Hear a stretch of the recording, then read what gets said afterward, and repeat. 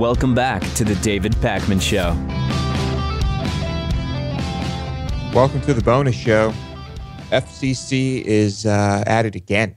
They are fining AT&T for $25 million for customer data theft. And this is great. It's not really happening in this country, though.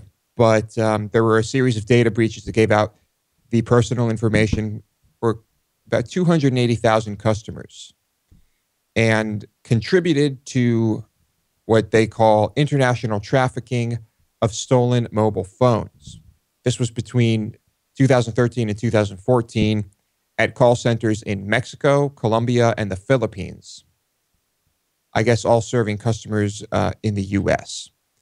But they found that employees at each of these call centers improperly accessed customer information and then sold that information to third parties. Incredible. But that's what's happening here. And because of these employees, that's a $25 million fine. Yeah, but the FCC gets the money. I mean, two things when I read this. Number one, slap on the wrist, right? Just slap on the wrist. But number two, the company doesn't secure personal information. And as a result, the FCC gets $25 million. And what about the people whose information was not properly secured? You're asking me? Yeah, I mean, I guess it's rhetorical. Okay. I guess an entity in Mexico known as El Pelon provided call center workers with a list of phone numbers that it wanted them to look up. Workers would grab that information associated with the account, including the name and the last four digits of that person's social security number, and send it back to to El Pelon. And that's part of what was happening here. But pretty incredible that I wonder how much the employees benefited from this. I mean, obviously, they know who those employees are now, and not sure if there are charges there or just loss of their jobs, but crazy stuff happening in the cell phone world. Yeah. They have to pay the $25 million within 30 days. But yeah, I mean, $25 million to a company like this is pretty insignificant. And what does the FCC do with this money? Yeah, I know. It's just this entire thing around fines, and same thing with SEC fines around investment stuff. A lot of times the SEC gets the money, and presumably it goes into enforcement or whatever, right? I mean, it doesn't. Presumably it goes into something that's logical. But what about the victims that are being defrauded or mistreated by the company? Do they individually have to bring charges to get any kind of, bring a lawsuit to get any kind of compensation? This doesn't make sense to me. I'm not sure exactly how that money will be used. It would be nice if some of that went to those who were affected, but I really doubt that's going to happen.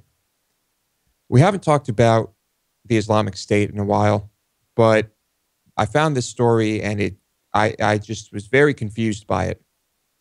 I guess these militants have just released more than 200 Yazidis that were being held in northern Iraq. And so my question is why? Nobody really seems to know why. Some of them, about 40 of them were children.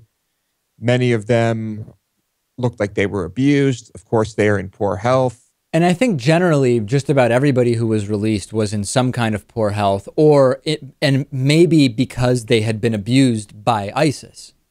Right. Now, presumably you are holding the captives as leverage. It is a bargaining tool for you if you are an ISIS or Islamic State, I should say, militant. And so this is a pretty ruthless group. I mean, they have killed countless people. Why not just let these people die? I'm not sure why they are being released. It may be pragmatic, which it could be just as simple as they realize that if they are going to be using, generally when you're going to be using hostages for leverage, you need to be treating the hostages somewhat well and they need to be okay. And they didn't want hostages to start dying on them without them trying to kill them to achieve some kind of political gain. It's like, these are the hostages that we have. It's like almost like, assets, like physical assets. these are the people we're keeping to negotiate with. We don't want them to die. Separately, sometimes we raid towns and kill people, but these people we need alive. And because they were all in poor health, maybe they figured it just made sense to release them. Mm-hmm. We don't hear much about this battle against the Islamic State on corporate media, do we? I mean, it seems like once in a while there's just a little flicker of something, but overall it seems to be not as prevalent. So I'm not really sure why. I guess maybe that's just the nature of things. And this is the second time that a group of prisoners has been released by the Islamic State, and it seems that this group has been held by ISIS for about 8 months. Yeah, it was earlier this year that there was another group released. So I guess a lot of those who were released were like we said, in poor health. They were disoriented. They were not really up to talking at the moment, but if anyone's got some insight as to what's going on, it's them. Yeah. So hopefully they feel like talking and we hear more about this. This story is incredible. The NRA, or as we like to call it, what do we call it? The Chamber of Commerce for gun manufacturers. Yeah. If this isn't proof that that's exactly what they are, I don't know what is. But they have their annual convention. I guess this year it's in Memphis. I'm not sure if it's in Memphis every year. But the NRA, the guns everywhere, loaded guns everywhere, concealed guns everywhere, open carry guns everywhere, NRA, has banned working guns at its own convention. There will be guns. The firing pins on all of them will be removed. This is just the most, this is the epitome of hypocrisy. Yeah. I mean, they didn't comment on this, of course. And I don't know. If you are a fan of the NRA and you want guns everywhere and you love the NRA's message, how do you look at this and defend the NRA? Yeah, I mean, if the NRA wants guns in schools, how can they argue that it would be dangerous to have guns at a gun show? I just don't understand. Yeah, it's incredible.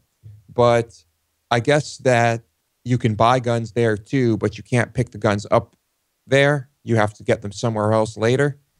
And it's crazy. I would love to talk to someone who is all about the NRA and agrees with guns everywhere and get their opinion on this. And to be clear, it appears that it's the venue that has officially banned the guns. Like, that venue doesn't allow guns. Well, but I mean, at the the same NRA time, could have picked a different venue. Of course, the NRA could go to a different venue. The NRA always complains about gun-free zones, how those are the most dangerous places. So why would they agree to do the conference there? Yeah. I'll tell you why. Because Wayne LaPierre and all of those involved at the NRA would much rather be in a room full of guns that don't work than full of guns that do. Yeah, the NRA executives aren't that opposed to feeling a little safer, I guess. Right. They're all full of shit, and it's all about selling as many guns as possible. And here's the proof. This story, although I don't think this story is getting much traction, unfortunately. No. But hey, if you are listening, spread this story as much as you can because it's the best. I'm looking at some of the comments here. And there's someone saying, oh, misleading headline, the area banned guns, not the NRA. But, like we said, they could have moved it. It's ridiculous. You fell for the liberal propaganda. Guns are allowed. Guns without firing pins. Anyway, a lot of NRA lovers here. The comments, they go on and on. I'm not going to get into that, though. Anything to add, David?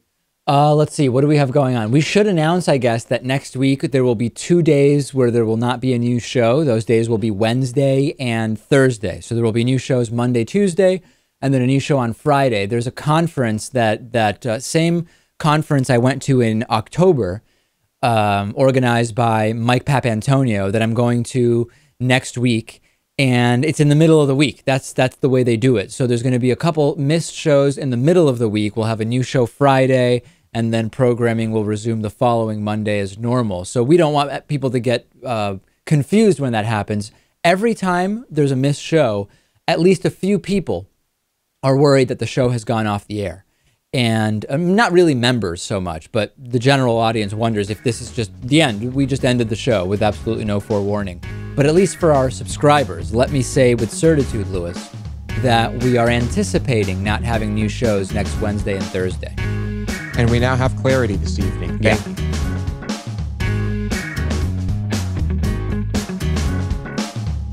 The David Pakman Show at davidpakman.com.